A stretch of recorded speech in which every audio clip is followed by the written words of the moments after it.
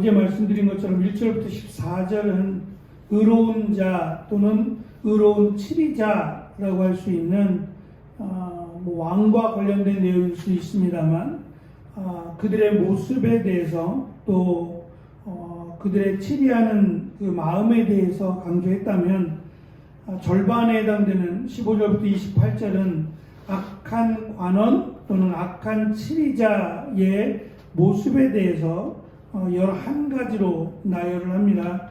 말씀드린 것처럼 1절에서 악인은 쫓기는 자가 도망치는 자가 되겠지만 의인은 사자를 만나도 담대하다라고 하는 것을 강조했다면 15절은 악한 자는 마치 사자와 줄인 곰이라고 하는 짐승과 같다는 겁니다.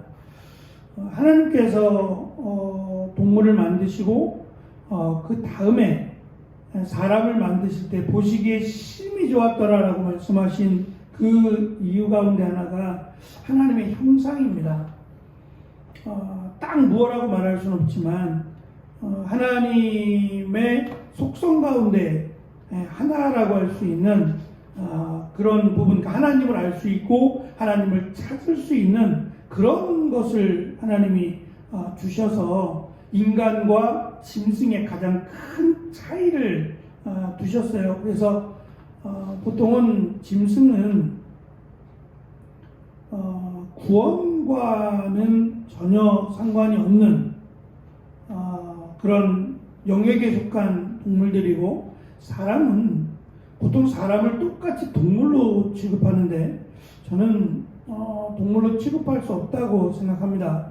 왜냐하면 사람은 아주 특별한, 전혀 짐승과 구별된 특별한 존재로 하나님이 만드셨고 하나님을 알만한 것들을 그 안에 넣어주셨어요. 그래서 인간은 신을 찾게끔 하나님이 그렇게 만드셨기 때문에 모든 인간은 귀하고 모든 인간은 하나님 앞에 다 귀한 존재이고 차별이 없는 자임을 하나님이 강조하셨기 때문에 정말 특별한 존재인데, 이 악인 또는 악하다라고 하는 그 사람은 마치 짐승과 같다라는 겁니다.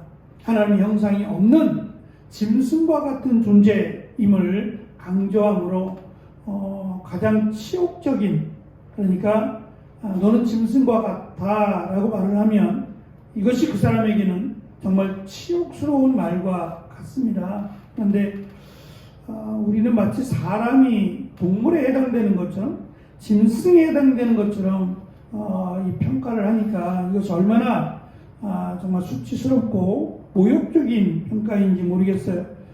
이렇게 악인이라고 하는, 악하다 또는 악한 관원이라고 하는 자들의 짐승과 같은 모습에 대해서 강조하므로 더 이상 짐승과 같은 삶을 살지 말 것을, 악한 자의 삶을 살지 말 것을 강조하고 권면합니다. 16절에서는 이것이 더욱 강화가 되어서 무지한 자로 설명을 하고 있는데요. 이 무지한 자가 자칫 지식이 없는 자, 지식이 모자란 자로 평가될 수 있어서 무지한 자라고 하는 번역보다는 분별력이 없는 자가 더 맞는 번역입니다. 옳고 그름을, 그리고 하나님이 무엇을 원하시는지를 분별하지 못하는 사람, 이 분별력이 없는 자로 이 악한 사람의 특징을 설명해 나아갑니다. 17절부터 27절까지 말씀드린 11가지가 대조되어서 악한 자의 모습을 설명해 갑니다. 첫째는 사람의 피를 흘린 자로 설명합니다. 물론 이것만은 아닙니다만 이 가인이라고 하는, 하나님이 인간을 만드시고 그 인간의 이 계속되는 인간의 모습 속에서 너무도 쉽게, 너무도 빨리 사람을 죽이는 일이 발생하게 되죠. 이것이 결국 악한 자의 모습, 악한 치리자의 모습임을 제일 먼저 강조합니다. 두 번째는 18절에 있는 것처럼 굽은 길로 행하는 자입니다. 세 번째는 방탕을 따르는 자이고, 네 번째는 속히 부하고자 하는 자로 설명합니다.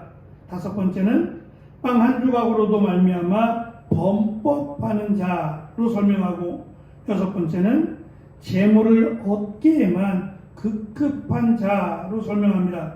일곱 번째, 악청하는 자, 그리고 부모의 물건을 도둑질하고서도 그것이 죄가 아니라 하는 자가 악한 자로, 아홉 번째는 욕심이 많은 자, 열 번째, 자기의 마음을 믿는 자, 마지막 가난한 자를 못 본 채 하는 자가 분별력이 없는, 그리고 악한 자들의 모습임을 강조합니다. 앞에서도 이 두 가지, 그러니까 악인과 의로운 자의 모습을 대조하며 설명을 했고요. 이번에도 의로운 자와 악한 자의 모습을 대조해서 설명을 합니다. 가장 대표적인 모습이 아니었을까라는 생각을 가져봅니다. 결국 악한 자라고 하는 것은 내 마음대로 행하는 자이고, 그 가운데 하나님이 없는 자, 특별히 사람과의 관계 속에서 교만하고 또 연약한 자들을 돕기보다는 오히려 그들을 핍박하고 그들을 무시하는 자라고 정의할 수 있을 겁니다. 말씀드린 짐승과 사람의 가장 큰 차이는 하나님의 형상입니다. 이것은 하나님이 특별히 구별하여 하나님을 알아갈 수 있는, 그리고 영혼이라고 하는 것을 우리에게 주셔서 우리의 죽음은 죽음이 끝이 아니라 하나님의 심판을 받게 된다라고 하는 점이 정말 특별합니다. 짐승은 심판을 받지 않아요. 짐승은 죽으면 끝이죠.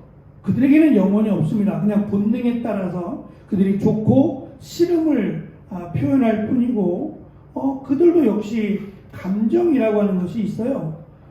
그들도 느낄 수 있죠. 하지만 거기까지지 그들의 영혼을 가지고 있어서 지옥과 천국을 결정할 수 있는 것들이 없습니다. 그것은 오직 사람에게만 해당되는 거예요. 그러니까 비록 이 땅에서는 그가 게으르지 않아도 열심히 성실하게 살아도 가난하게 될 수 있어요. 10편에서도 강조하는 것처럼 73편에서도 다른 사람이 악한 자들이 잘됨으로 인하여 넘어지고 실망할 수 있습니다.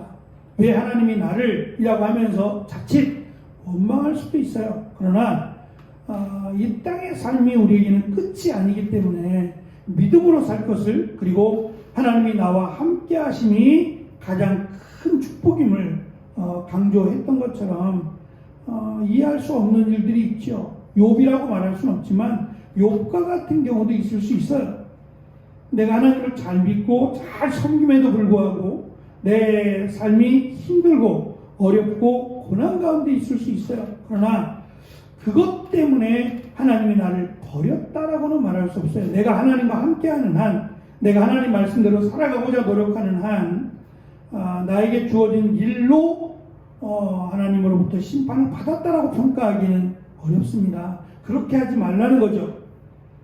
왜냐하면 우리에게는 예수 그리스도를 믿는 믿음으로 말미암아 하나님의 나라에 들어가는 축복을 이미 주셨기 때문입니다. 그러므로 우리에게 주어진 삶을 놓고 평가하지 말고 우리는 늘 내 믿음이 어디에 있느냐를 점검하고 하나님 말씀대로 순종하는 삶을 살면 그것이 솔로몬은 의로운 자의 삶이라고 우리에게 가르쳐 줍니다.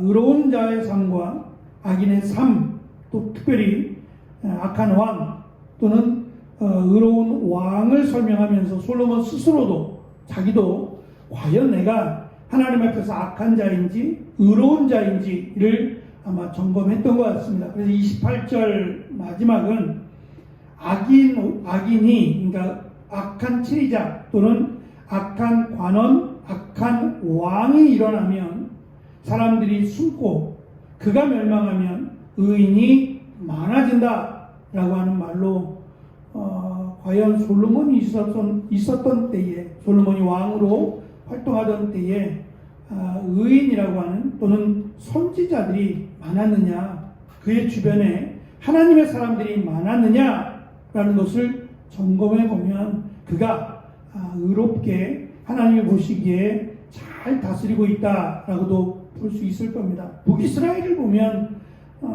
형제들이 많이 죽었다라는 면에서도 그들이 얼마나 악한 자인지를 알 수 있지요. 마찬가지로 우리의 삶 가운데도 이 의인과 악인에 대한 모습들을 살펴보면서 내가 의인의 길을 걸어가고 있는지 하나님이 기뻐하시는 삶을 살고 있는지를 볼 수 있는 귀한 기준들이 될 수 있다라는 생각을 가져봅니다. 오늘도 우리에게 맡겨주신 일들 말씀 가운데 하나님이 기뻐하시는 귀한 의로운 자의 삶을 살아가는 오늘이 되어지기를 축원합니다. 기도하겠습니다.